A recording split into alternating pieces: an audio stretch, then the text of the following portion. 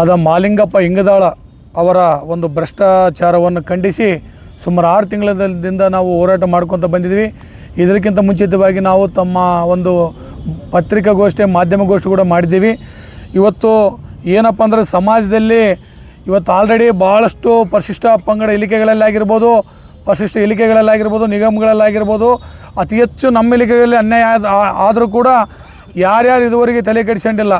ಆದರೂ ಕೂಡ ಇವತ್ತು ನಮ್ಮದೇ ರಿಸರ್ವೇಷನ್ ಏರಿದ್ದರೂ ಕೂಡ ನಮ್ಮ ಎಮ್ ಎಲ್ ಎಗಳು ನಮ್ಮ ಎಂ ಪಿಗಳಿದ್ದರೂ ಕೂಡ ಇಲ್ಲಿದ್ದಂಥ ಕೆಲವು ಅಧಿಕಾರಿಗಳು ಏನು ಇವತ್ತು ಪರಿಶಿಷ್ಟ ಪಂಗಡದ ತಾಲೂಕು ಅಧಿಕಾರಿ ಅಂತ ಮಾಲಿಂಗಪ್ಪ ಅವರು ಯಾರದೇ ಭಯ ಇಲ್ಲಾರ್ದೆ ಭಕ್ತಿ ಇಲ್ಲಾರ್ದೆ ರಾಜರೋಷವಾಗಿ ಮಕ್ಕಳಿಗೆ ಬಂದಂಥ ಹಣವನ್ನು ಮಕ್ಕಳಿಗೆ ಒಂದು ಮೂಲ ಸೌಕರ್ಯಕವಾಗಿ ಬಳಸ್ತಕ್ಕಂಥ ಅಮೌಂಟನ್ನು ರಾಜರೋಷವಾಗಿ ಖರ್ಚು ಅಲ್ಲ ಅಂತೇಳಿ ಇವತ್ತು ಸುಮಾರು ತಮ್ಮ ತಿಳಿದ ಅಕೌಂಟ್ಗಳಿಗೆಲ್ಲ ಟ್ರಾನ್ಸ್ಫರ್ ಮಾಡಿ ಏನಪ್ಪ ತಮ್ಮ ಅಕೌಂಟಿಗಳೆಲ್ಲ ಟ್ರಾನ್ಸ್ಫರ್ ಮಾಡಿ ಬೇಕಾದವರೆಲ್ಲ ಅಕೌಂಟಿಗಳಿಗೆ ದುಡ್ಡು ತಮ್ಗೆ ಸಂಬಂಧಿಕರಾಗಿರ್ಬೋದು, ತಮ್ಮದು ಕೈ ತೆಳಗೆ ಕೆಲಸ ಮಾಡ್ತಕ್ಕಂಥವ್ರಾಗಿರ್ಬೋದು, ಇಂಥವ್ರಿಗೆಲ್ಲ ಅಮೌಂಟ್ಗಳು ಟ್ರಾನ್ಸ್ಫರ್ ಮಾಡಿ ಅವರಿಗೆ ಯಾವುದೇ ರೀತಿಯಿಂದ ಭಯ ಇಲ್ಲಾರ್ದೆ ಏನಿಲ್ಲಾರ್ದಂತೆ.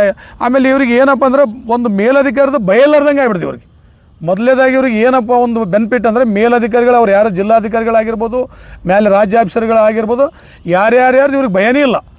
ಇವತ್ತು ಭಯ ಇಲ್ಲಾರ್ದೆ ರಾಜರೋಷವಾಗಿ ಸರಿ ಸುಮಾರು 20 ರಿಂದ 30 ಲಕ್ಷ ರೂಪಾಯಿ ಅಮೌಂಟನ್ನು ತಾವು ದುರ್ಬಳಕೆ ಮಾಡಿಕೊಂಡು ತಾವು ಒಂದು ಎನ್ಕ್ವೈರಿಗೆ ಸಹಾಯ ಮಾಡಲಾರ್ದೆ, ಪರಿಶೀಲನೆಗೆ ಸಹಾಯ ಮಾಡಲಾರ್ದೆ ಇಂಥ ಭ್ರಷ್ಟಾಚಾರ ಅಧಿಕಾರಿ ಈ ಥರ ಮಾಡ್ಯಾನ ಅಂತೇಳಿ ಎಲ್ಲ ದಾಖಲಾತಿಗಳನ್ನು ಸಂಬಂಧಪಟ್ಟ ರಾಜ್ಯ ಆಫೀಸಿಗೂ ಜಿಲ್ಲಾ ಆಫೀಸಿಗೂ ಸಂಬಂಧಪಟ್ಟ ಜಿಲ್ಲಾ ಪಂಚಾಯತ್ CO ಕೊಟ್ಟರು ಕೂಡ ಇವ್ರ ಮೇಲೆ ಯಾವುದೇ ಆ್ಯಕ್ಷನ್ ತಗೊಂತಿಲ್ಲ ಅಂತಂದರೆ ಇದು ಭಾಳ ನಮಗೆ ಮುಜುಗರ ಅನ್ನಿಸ್ತದ. ಅಂದರೆ ಇವತ್ತು ಆಫೀಸ್ನಲ್ಲಿ ಏನು ನಡೆದ್ರು ಕೂಡ ಯಾರು ಏನು ಆ್ಯಕ್ಷನ್ ತಗೊಂಬಲ್ಲ ಅಂಬೋದು ಒಂದು ನಮಗೆ ಮನದಟ್ಟನೆ ಆಗ್ಯದ. ಇವತ್ತಾಯ್ತು ಈ ಆಫೀಸ್ ಆಯ್ತು, ನಾಳೆ ಇನ್ನೊಂದು ಇಲಾಖೆ, ನಾಳೆ ಬೇರೆ ಇಲಾಖೆಗಳಿದೆ, ಇನ್ನು ಸಮಾಜ ಕಲ್ಯಾಣ ಇದೆ, BCM ಇದೆ, ಅಲ್ಪಸಂಖ್ಯಾತರಿದೆ, ಎಲ್ಲ ಆಫೀಸ್ನಲ್ಲೂ ರಾಜರೋಷವಾಗಿ ವ್ಯವಹಾರ ನಡೆಯೋಕೆ ಇವರೇ ಏನು ಮೇಲಧಿಕಾರಿಗಳೇನೆ ಅವ್ರಿಗೆ ದಾರಿ ಮಾಡಿಕೊಟ್ಟಂಗೆ. ಹಾಗಾಗಿ ಏನು ಈ ಭ್ರಷ್ಟ ಮಾಲಿಂಗಪ್ಪ ಅವರು ಸರಿಸುಮಾರು ಏನು 20 ರಿಂದ 30 ಲಕ್ಷ ರೂಪಾಯಿ ಏನು ಅಮೌಂಟ್ ಮಾಡಿದಾರ, ಆ ಅಮೌಂಟು ಸರ್ಕಾರಕ್ಕೆ ವಾಪಸ್ ಆಗಬೇಕು. ಕೂಡಲೇ ಅವ್ರನ್ನ ಅಮಾನತು ಮಾಡಬೇಕು. ಒಂದು ವೇಳೆ ಅಮಾನತು ಮಾಡಲಿಲ್ಲಪ್ಪ ಅಂದರೆ ಸಂಬಂಧಪಟ್ಟ ಎಲ್ಲ ದಾಖಲಾತಿಗಳನ್ನು ತಗೊಂಡೋಗಿ ಲೋಕಾಯುಕ್ತರಿಗೆ ನೀಡ್ತು ಅಂತೇಳಿ ನಮ್ಮೆಲ್ಲ ಸಮಾಜದ ಮುಖಂಡರು ಇವತ್ತೇನಪ್ಪ ಅಂದರೆ ನಮ್ಮ ಸಮಾಜ ಭಾಳ ದೊಡ್ಡದು, ಆದರೆ ನಾವು ಯಾರಿಗೆ ಕರೆ ನೀಡಿಲ್ಲ. ಯಾಕೆ ನೀಡಿಲ್ಲಪ್ಪ ಅಂದರೆ ಮೇನ್ ನಾವೇನು ಇಲ್ಲಿ ಯಾರು ಸಂಘಟನೆಗಳಲ್ಲಿ ಒಡನಾಡಿಗಳು ಸಣ್ಣ ಪುಟ್ಟ ನಾವೆಲ್ಲ ಇಲ್ಲಿ ಏನು ಓಡಾಡ್ತೀವಿ, ಏನೋ ಸಂಘದಲ್ಲಿ ಒಂದು ಲಿಂಕ್ ಇದ್ದಂಥವ್ರಿಗೆ ಸ್ವಲ್ಪ ಮಾಹಿತಿ ಕೊಟ್ಟು ಹೊರತು ನಾವು ಸಂಪೂರ್ಣವಾಗಿ ಸಮಾಜಕ್ಕೆ ಯಾರಿಗೆ ಕರೆ ನೀಡಿಲ್ಲ. ಮಾಲಿಂಗಪ್ಪ ಅಂತ 10 ಜನ ಮಾಲಿಂಗಪ್ಪಗೆ ಬಂದರೂ ಇಲ್ಲಿ ಉಳಿಯಂಗಿಲ್ಲ. ಯಾಕಂದರೆ ಒಂದು ಪರಿಶಿಷ್ಟ ಪಂಗಡ ಹಣವನ್ನು ನುಂಗಿದ್ದೀರಿ. ನಿಮ್ಮ ಒಂದು ಮನಸ್ಥಿತಿಗೆ ನೀವೇ ಅರ್ಥ ಮಾಡಿಕೊಂಡು ಕೂಡಲೇ ನೀವು ರಾಜೀನಾಮೆ ಮಾಡಿದಲ್ಲ ಅಂತೇಳಿ ಕೂಡಲೇ ನೀವೇ ಸಸ್ಪೆಂಡ್ ಆಗಿ ಶಿವಮಾನಪ್ಪ ಅವರಿಗೆ ಭಾಳ ಸತಿ ತಿಳಿಸಿ ಹೇಳಿದ್ವಿ, ಕೂಡಲೇ ಅವನು ಸಸ್ಪೆಂಡ್ ಮಾಡಬೇಕು. ಸಸ್ಪೆಂಡ್ ಮಾಡಲಿಲ್ಲ ಅಂದರೆ ನಮ್ಮದು ಉಗ್ರ ಹೋರಾಟ ಮಾಡ್ತೀವಿ, ಅವ್ರು ಸಸ್ಪೆಂಡ್ ಆಗೋರಿಗೆ ಅನಿರ್ದಿಷ್ಟ ಧರಣಿ ಮಾಡ್ತು ಅಂತ ನಾವು ಮೇಲಧಿಕಾರಿಗೆ ತಿಳಿಸಿದ್ದೀವಿ. ಅದರ ದಿನವಾಗಿ ಇವತ್ತು ಮೊದಲೇ ದಿನ ನಾವು ಮಾಡ್ತೀವಿ. ಇವತ್ತು